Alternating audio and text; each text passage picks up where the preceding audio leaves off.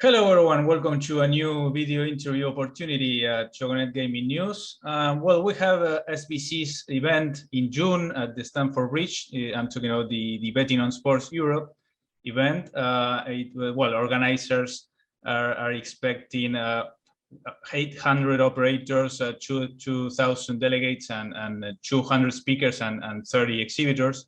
So it appears to be a very relevant event for the gaming industry. And one of the sponsors is SUZOHAPP, this global distributor and manufacturer of gaming products. So today we're joined by the company's Vice President of Sales for Europe, Tim Kennedy. So welcome, Tim, and it's great to have you again at Chogonet Gaming News. Welcome, yeah, good to see you again. You too. Well, so maybe you can start by telling us why the company has decided to have a prominent presence at the Betting on Sports Europe this year as a sponsor, and what specific added value you expect to obtain from this participation. Yeah, so it's become a very important event in the calendar for betting operators, and increasingly, you know, our focus for the last, I would say, 18 months has been sports betting terminals. But I think the market now, retail betting market in Europe, is headed into a new phase where a lot of customers or a lot of operators are looking at refreshing their retail estate. Post-COVID, it's time to dust off those ideas and look to reinvent retail. And that's definitely an area that we're concentrating on. So a full range of products from EPOS terminals, betting terminals, cash redemption terminals, and also change machines. So full range targeted at the operator, very much focused on, you know, reinventing retail. Well, so maybe that's part of your trade show strategy there. And what would be the SUZOHAPP's message there? Who do you plan to address to? Which new partners, or maybe the new topics that you would like to present and focus on as an overall trade show strategy for SUZOHAPP at Stamford Bridge? Yeah, so again, a lot of our focus has been to work very closely with sports betting platform providers so that we can enter the US market, the US and Canadian market. A second kind of limb of our strategy is to now talk more directly to operators. So definitely at Stamford Bridge, we'll be focusing on trying to engage with those operators, and as they thinking about their plans for retail, engage with us so that we can offer the SUZOHAPP service, which is essentially taking all of the headaches out of hardware and making it very easy to think about concepts and deploy them in the marketplace. Right. Well, that's for the commercial exhibition that Betting on Sports Europe. I was checking the agenda for the conferences, and there are very interesting topics.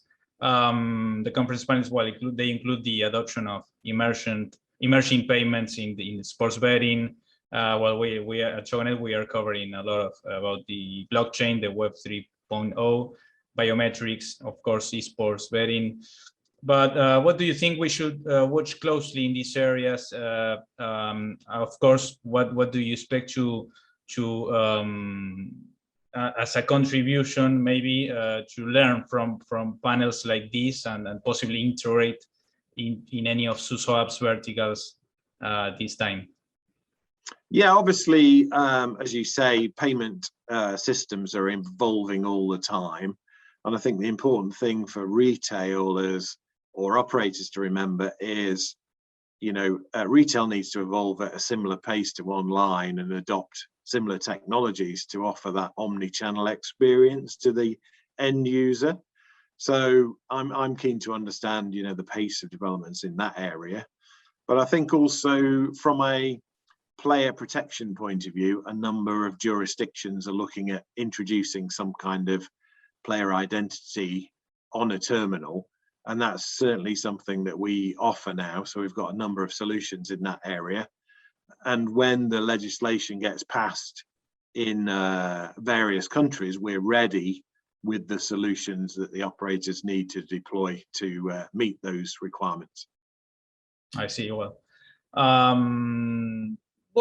was thinking that SUZOHAPP has recently announced its participation at other Europe events like FIGMA Madrid, the International Trade Fair in Madrid, and dual change cashless. It's a new contactless change machine that that appeared to have taken a center stage in Madrid. And there's also, we had seen the Entertainment Attraction and Gaming International Expo, EIG, recently with the new cash redemption terminal.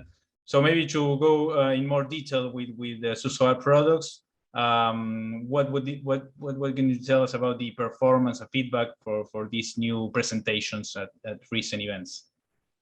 Yeah, so Suzo has been known for change machines for a long time from the Comestro stable that is part of the group.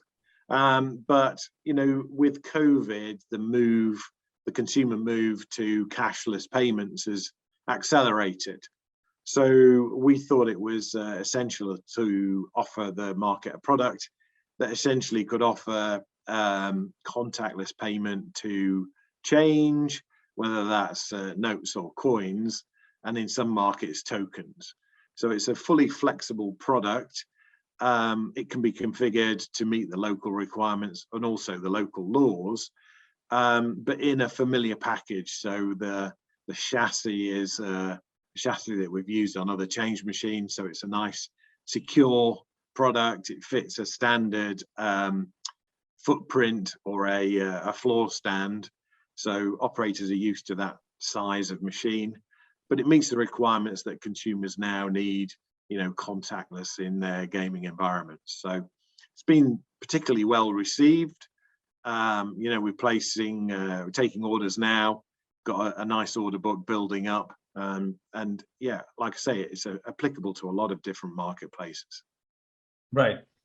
In terms of regulation, maybe what would you say that are the maybe the biggest opportunities in Europe this year, the emerging markets, or maybe growth potential that you foresee as the new technologies and regulators embrace these new technologies? What would be the next big opportunities there? Yeah, so I think, as I said, I think player recognition or some kind of facial and ID recognition is likely to probably be in the next year to 2 years. I think that will be an opportunity. So operators need to start thinking about how they deploy those technologies or what technologies they need to start looking at now. I think you did touch previously on cash redemption terminals. So another product that we've launched is actually a cash redemption terminal that bridges the sports betting world to the cash world. So a lot of sports betting platforms obviously produce vouchers, a printed voucher with a value on, and then you have to go to a shop to actually cash that in, probably stand at a counter.